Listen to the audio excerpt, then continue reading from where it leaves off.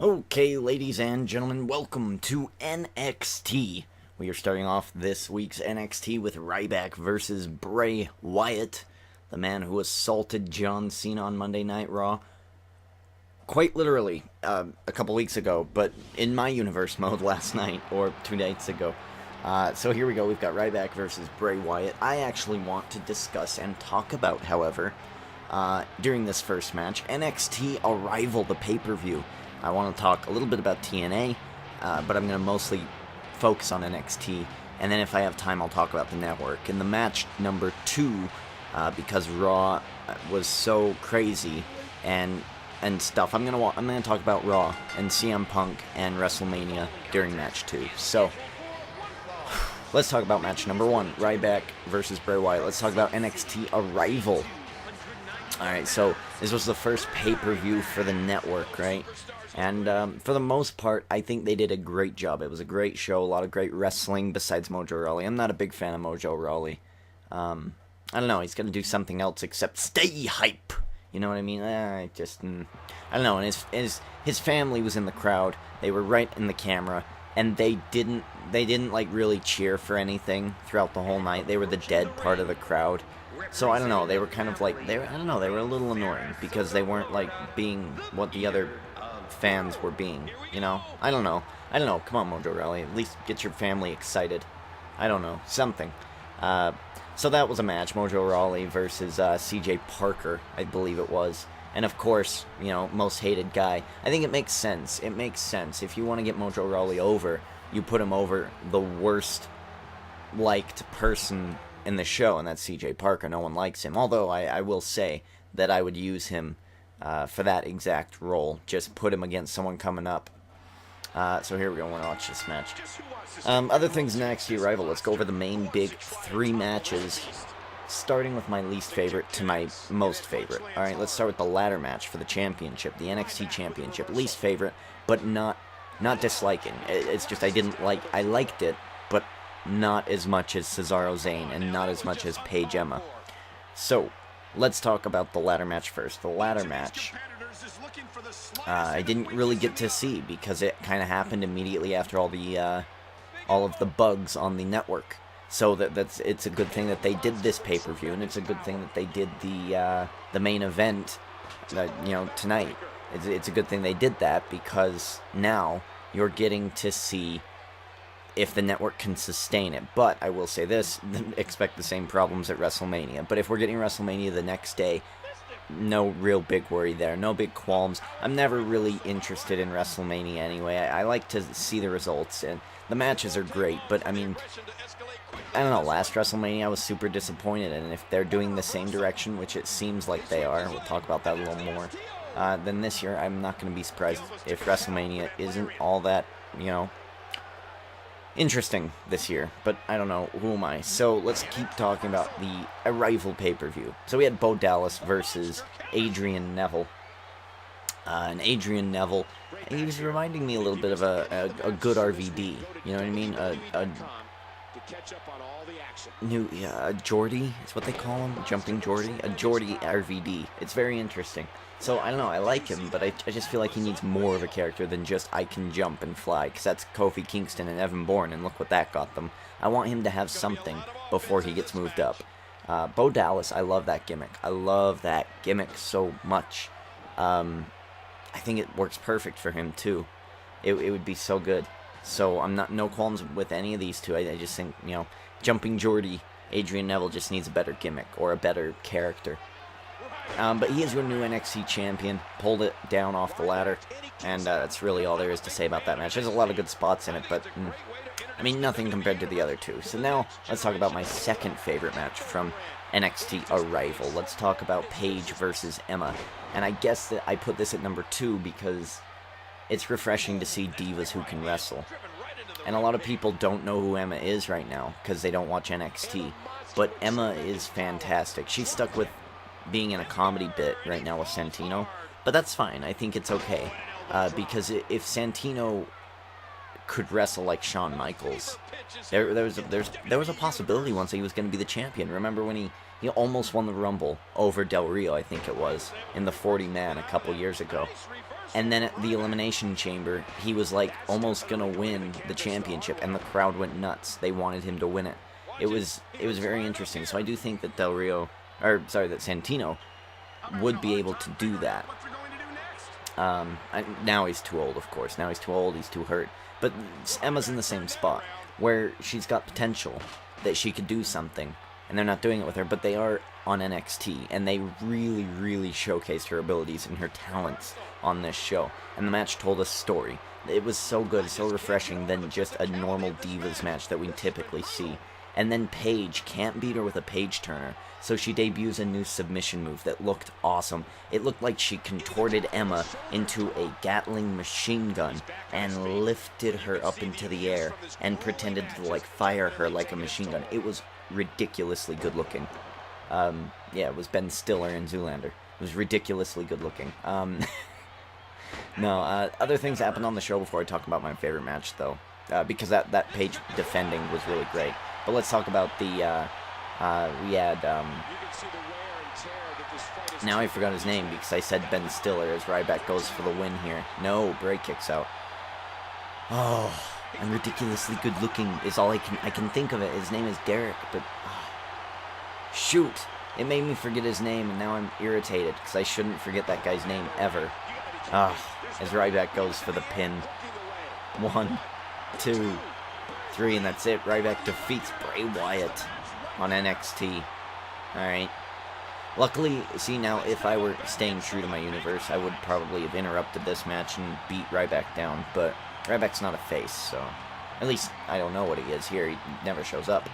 I forgot his name. I keep thinking Sammy. Is it S something? Damn it. Oh, I forgot his name. Anyway, Rusev came out and took him out, and I don't know.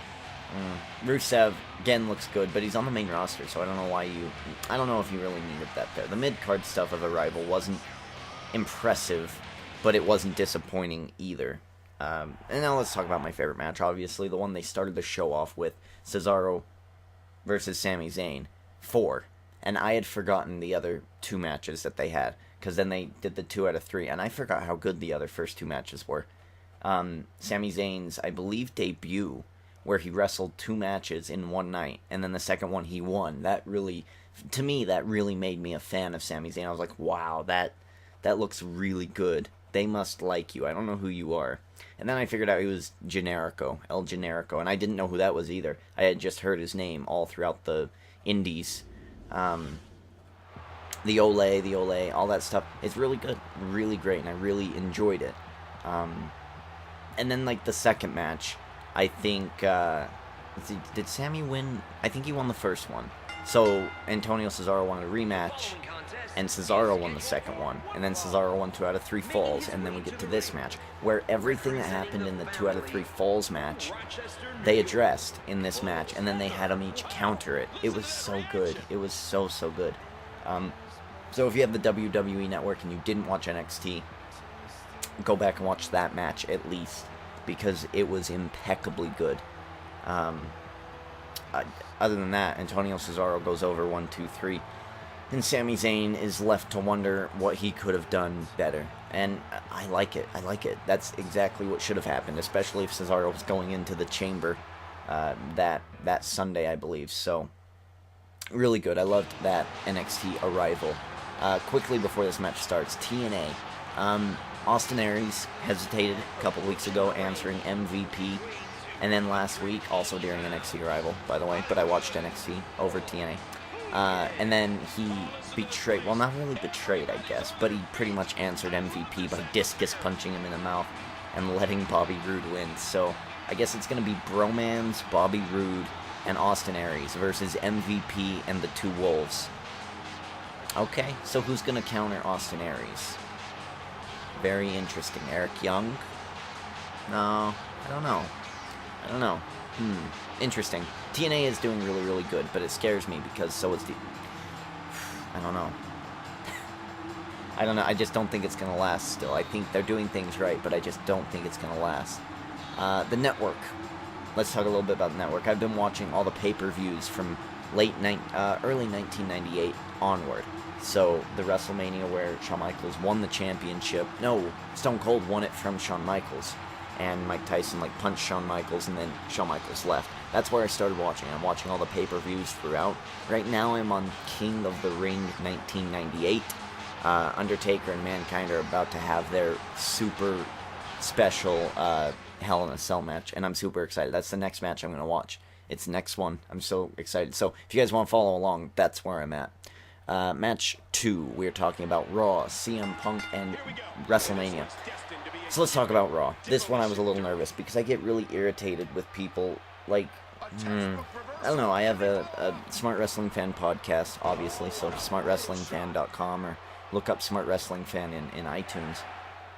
And they kind of really recapped it really well, like saying, CM Punk left, why are you chanting for him? And even if you still like him and you don't know about all the behind-the-scenes stuff, why would you chant his name during your favorite guy Daniel Bryan's match? Why would you chant it during Wyatt's match? Why would you be that rude as a fan base? And then one of the counter-arguments to me on the Facebook boards was, oh, well, if you don't like the chants, just ignore them.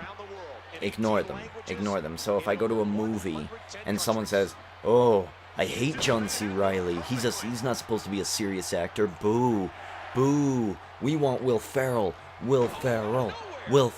and they start chanting Will Ferrell, I'm gonna knock that guy out. I didn't pay my $8 to go hear you chant Will Ferrell in a John C. Reilly movie. Does that make sense? So, you know, you paid for the ticket, you came here, this is what they gave you. If you don't like it, sure, boo. But don't ruin the good stuff, and that's kind of what happened on Raw. Like during Shield versus Wyatt's, which was amazing, and it came with something that no one saw coming, Seth Rollins walking out on the Shield and having them fix their problems, which is great. It adds another layer and dynamic to their story that's being told between them. And then the Wyatts winning, of course, that's great. And then you've got them beating down John Cena. All this really good stuff happened on Raw, but the crowd in Chicago was still not satisfied. They were still planning to hijack Raw. And that's another big problem, hijacking Raw. I don't understand if really Raw hijacked them, if anything, because they had a whole sheet of instructions on what they were going to do. I saw 5 guys in the crowd do it once. And even then, their favorite guy, Daniel Bryan, was in the ring. So I don't understand it. No, because the rule specifically said, whenever Triple H and blah blah blah is out there, you must turn your back. Whenever Daniel Bryan is out there, we chant yes. So, those rules conflicted each other throughout most of the night, because they got what they didn't want to see, like Sheamus and Christian, but they didn't boo or chant CM Punk as loudly as any other time during the night. It was just very interesting. It was very odd. But they started off the show with CM Punk's music, which was very surprising, and I was like, oh, maybe he is here. Wow, I didn't expect him to be back at all. Or they're gonna bring like a new character, like Bo Dallas or Randy Orton or something out. No, it was just Paul Heyman, and Paul Heyman did such a good job in countering all the boos. And he goes, he deserves louder. It was really good. So Paul Heyman, again, well done in really hijacking the crowd. You know, other than that, a whole lot happened on Raw. Usos new tag champs, which, hey, why do they have to be the new tag champs after I do it? Why do you have to beat down John Cena using the Wyatt family after I do it? Why? What, are they going to bring back NWO? I don't know what's going to go on here, but it is very interesting indeed. CM Punk, I'm still a huge fan of CM Punk, always will, but right now I don't think we need him.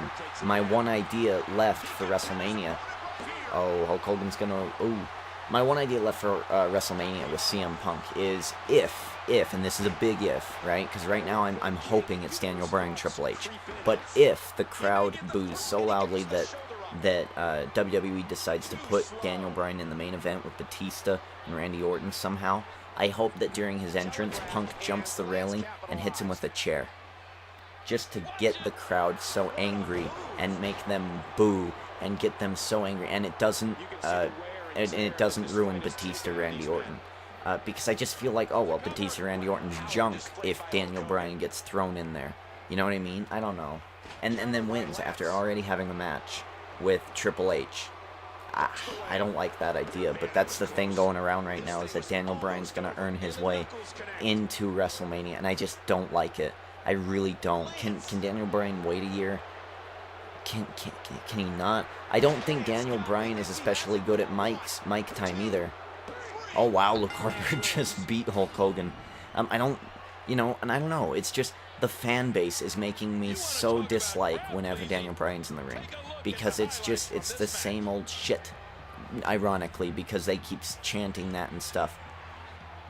I just don't understand why Daniel Bryan puts on a good match. He wants to have a match with Triple H, and then you say no, not good enough. He needs to be in the title match. Why?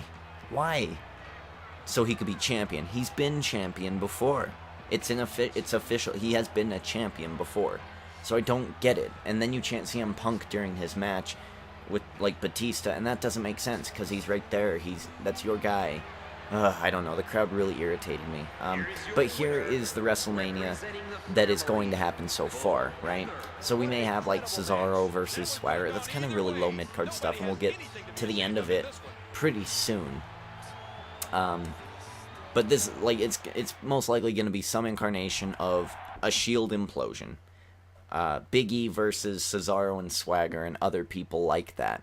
And then we're going to have all these sorts of weird Divas matches and celebrity matches. That's fine. I don't know. I'll probably come out with a WrestleMania card by then. Let's look at some of these real quick. Eric Young, Rick Victor, Goldust, RVD, Kevin Nash, Cesaro versus Rhodes, what I think we've seen before, Samoa Joe versus Ryder, and then Brett and Owen versus Seth and Roman Reigns. So last week it was Roman versus Owen, right? And I think Roman Reigns won. Interesting. Okay. Alright, and just to quickly finish up, then we've got, like, Cena versus the Wyatts, which, if Wyatts win, that would be awesome. We're going to have Batista versus Orton, which I think might be a bad match, and it's probably predictable that Batista wins. But hey, whatever, let it happen. We'll get the championship a later time. I'm not really worried about that. And then the other big match is Daniel Bryan versus Triple H, and that's the one they're really making me interested in. I didn't really like it at first, but now I'm interested in it. So, there's a lot of good stuff going on. Other than that, I guess that's all we really need to talk about. Stay tuned for SmackDown on Friday. This is all I really wanted to talk about, at least. If you have any questions on what I'm thinking, go ahead and put them in the comments below. If I missed anything, if I promised anything on NXT that I didn't deliver, go ahead and let me know in the comments, and I'll get to it. So, that being said, ladies and gentlemen, Derek D. Ginger King, checking out.